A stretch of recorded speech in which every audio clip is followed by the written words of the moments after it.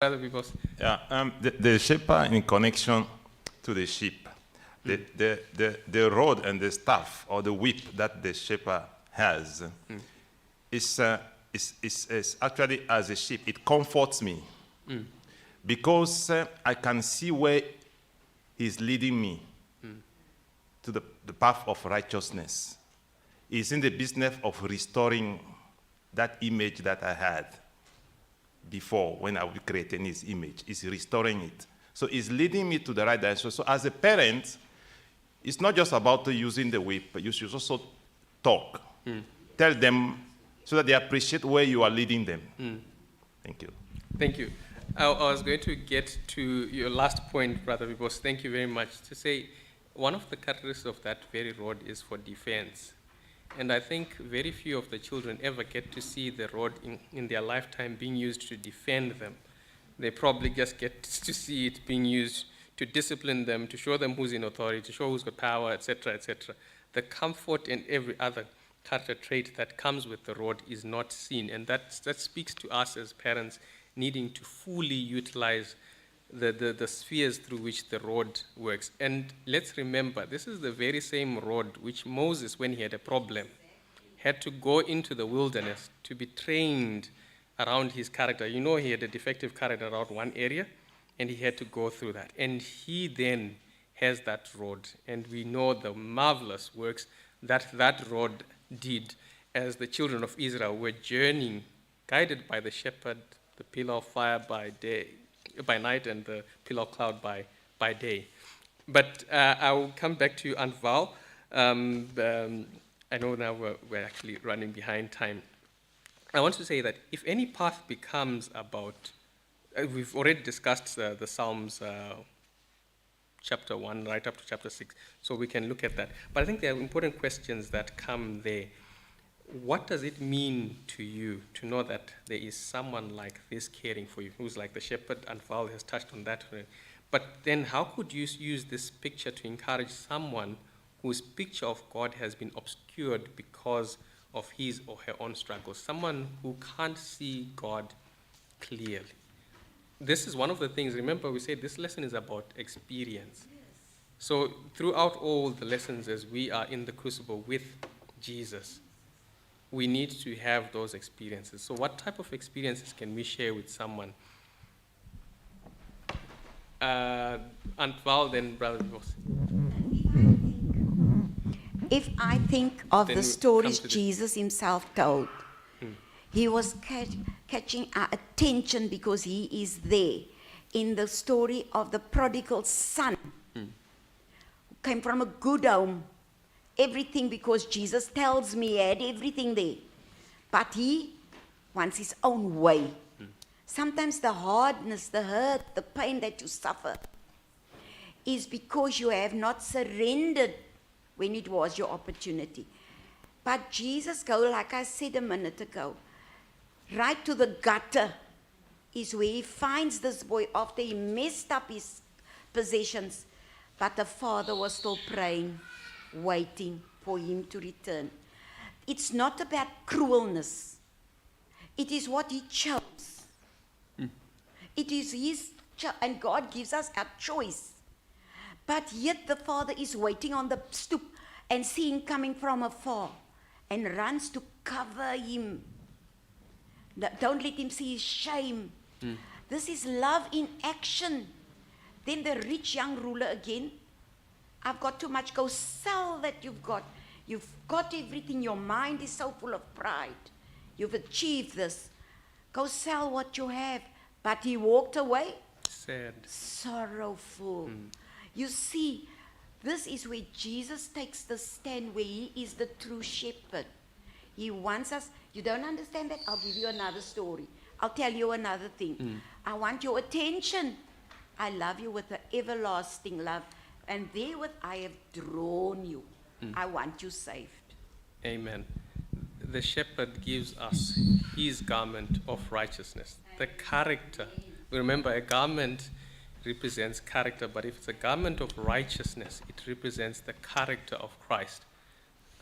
Oh, sorry, my comment was on the last verse, on the verses that you said. Maybe we can comment on the First Peter 2:25. Yeah, 1 Peter 2, verse 25. It's interesting how Peter puts it. He puts it as if it's something that is in the past tense, where he's saying we are continuously straying. It's like we are no longer doing that. But then he's talking about people who are continuously straying. So he's looking at the desired goal. That's how the shepherd looks at us. He doesn't normally focus on the present, but he looks at what he wants us to become. Yes. So that's the kind of shepherd that we have. Yes, that's the ultimate goal. The shepherd wants to bishop our souls. That is specifically about the souls. Thank you very much, Godfrey. I think there was a hand there and there was Munya. Okay, Munya, you can go ahead, then we can return. Okay, I just wanted to say Psalms 23 is a complete summary of a Christian life. From the beginning where God finds us as lost sheep until he leads us to his house forever, to live forever. What I like most is verse 3 where it said, he leads me in the path of righteousness for his name's sake. We don't go into the path righteousness. We don't go into the path righteous, but we go in the path of God and become righteous. He's the one who makes us righteous. He's the one who molds our characters. I like what 1 Peter 2 verse 9 says. It says, but we are a chosen generation, but I want to rephrase it and say, if you walk in the path of righteousness, you will make us a chosen generation. You will make us a royal priesthood, a holy nation, and a peculiar people. But just to answer your question, I don't know if I will answer it directly, but I just wrote some notes here. It says, sometimes the path is obscured by the darkness of our experiences, but the path is never dark because God doesn't deal with darkness. In his presence is a glorious light. We must just focus on God and we will see the light. It might not feel like the right path because we face trials in the path. It is not the path, but it is not the path we should blame. Israelites on their journey to Canaan, they to pass through Mara, but it didn't mean that God wasn't leading them. God was there. So sometimes we must face trials and temptations on our way to Canaan, but we should not leave the path. God is still leading. We must just focus on God. If you focus on God, we will see the light instead of seeing the darkness that is surrounding us. True. As David Livingstone was told, I am the path. You don't need to see it, but you need to trust the one who's leading. Thank you very much. My brother, to answer your question, the shepherd we are talking about here is my shepherd. You see, words have meaning. It's my shepherd. And from him, I get all what I want. I'm fully satisfied. And I understand where he's leading me. So when I'm introducing that shepherd to someone else, it's not something I have already an experience with that shepherd. So I know where he's taking me. It's not, and he's my shepherd. He's leading me. Thank you. Thank you very much.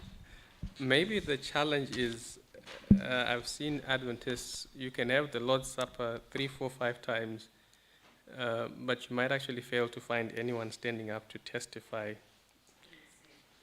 Maybe we are not comfortable with sharing our experiences. I've got relatives who are Pentecostals, and when they invite me to their churches, I do go.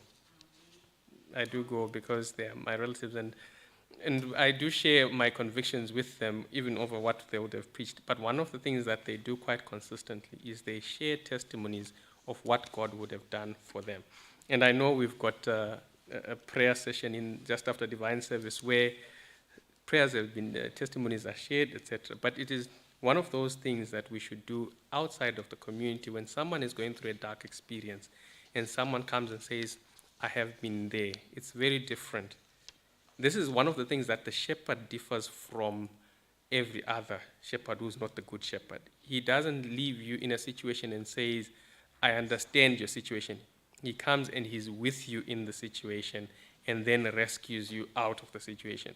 Many times when people find people in situations, they say, let me go and find someone who can help. They themselves are not the sources of help. It might be prudent to take that route, but in most cases where someone has got an experience that they can share that would help a brother or a sister, it is the role of us to share that experience. And Sherin, we're moving on to Monday, locations on the journey. I think we were touching on them already. I just wanted, I know we have very little time, but I think one of the questions that stood out for me in the lesson this week was, did the shepherd lead the sheep Astray. astray? Deliberately. Yeah. When those who we come into contact with don't have that relationship with the shepherd, and whenever there's something bad going on, people always question God, and especially if it's his children going through a tough situation, how do you explain that to those who don't have that kind of relationship with God? Did the shepherd lead that person into danger and into this bad situation that we find ourselves in? Maybe just a thought. Okay, I'll ask us to pause with that question in mind so that as we look at locations on the journey, we can now delve into trying to answer that very same questions. So I think it is important to state from the onset that the path of righteousness that we're talking about, as we said, is the ones where God is himself triggering each specific location that you find yourself in. And one of the things that we have agreed with, or from the onset, is that the path and experience may differ, but if God is leading, the destination is the same. So the destination is what is important. The paths and the experiences, let's agree and allow them to differ, because the training that we need to go through is different. He will see that which is unique to us and to our circumstances, and he will bring that along the path. So if you find that your location says, but why isn't Shireen in the same location? Why? But it seems like all that she's doing is going hand in hand, and it's okay. It's fine. It has to be fine with us, because the locations on the journey do differ, but the lessons that we're supposed to learn are important. So there's the scenario of imagining paths of righteousness, and we're told why the paths differ, and the background that Munya gave of the children of Israel traveling from Egypt to Canaan, and that there were so many scorpions and serpents, etc., valleys, bitter waters, you name it, all was there. But God still led them to the destination, and they got there, those that took him as their shepherd. Then identify the locations. So first of all, we go back to what Shireen mentioned, that the path is right because it is going to the right destination, which is the first important thing. Destination is important. Second, because it keeps us in harmony with the right person, who's what? The shepherd. So make sure that you and I are in harmony with the shepherd. The moment we are not in harmony with the shepherd, we are bound to find ourselves in a location that is besides his desired path. That's why as Adventists, we always talk about his perfect will and his permissive will. So sometimes we might find ourselves on a path that is on his permissive will, and instead we want to be on the path that is on his perfect will, because that will lead to some challenges there.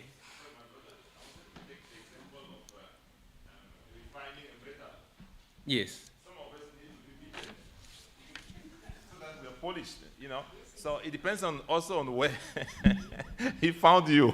Yes. Some of us need to be beaten properly to be